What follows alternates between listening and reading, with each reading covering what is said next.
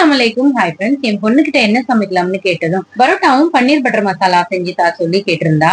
சரி ஓகேன்னு சொல்லிட்டு நைட் டின்னருக்கு அதே செஞ்சு கொடுத்துட்டேன். கிரேவிக்கான மசாலாவை ரெடி பண்றதுக்கு எப்பவுமே சேர்க்கிற அதே இன்கிரீடியன்ஸ் தான். இஞ்சி, பூண்டு, வெங்காயம், தக்காளி, முந்திரி. பட் காரத்துக்கு மட்டும் 4 காஞ்ச மிளகாய் சேர்த்திருக்கேன். கூட கொத்தமல்லியும் கொஞ்சம் சேர்த்திருக்கேன். அரைக்கும் போது ஸ்மூத் பேஸ்டா இல்லாம கொஞ்சம் கொரகொரப்பா அரைச்சோம்னா டேஸ்ட் இன்னும் சூப்பரா இருக்கும். நான் கரம் மசாலா சேர்க்கல. 2 பட்டை 2 லவங்கம் அரைக்கும் போது சேர்த்து அரைச்சிருங்க. இப்ப பன்னீரை சாட்டேஜ் பண்றதுக்கு பேன்ல பட்டர் போட்டு சில்லி பவுடர், உப்பு, ஜீரகத்தூள், மஞ்சள் தூள் எல்லாமே 1/4 டீஸ்பூன் சேர்த்துட்டு மிக்ஸ் பண்ணிட்டு அதுல கட் பண்ணி வச்ச பன்னீர் போட்டு மிக்ஸ் பண்ணிட்டு எடுத்து வச்சிருங்க. இப்ப அதே பேன்ல அரைச்சு வச்ச மசாலா பேஸ்ட் போட்டு கொஞ்சமா தண்ணி சேர்த்து paneer butter masala 1 spoon, Kashmir chilli powder 1 spoon போட்டு மிக்ஸ் பண்ணிட்டு நல்லா கொதிச்சதும் சர்வ் பண்ண பன்னீர் சேர்த்துட்டு உப்பு செக் பண்ணிட்டு கடைசியா கஸ்தூரி மெத்தி சேர்த்துட்டீங்கன்னா டேஸ்டான பன்னீர் பட்டர் மசாலா ரெடி. நான் கோதுமை மாவுல தான் பரோட்டா செஞ்சேன். மெயினா பரோட்டாக்கு மட்டும் இல்லாம சாதத்துக்கும் பிசைஞ்சு சாப்பிட்டீங்கன்னா சூப்பரா இருக்கும்.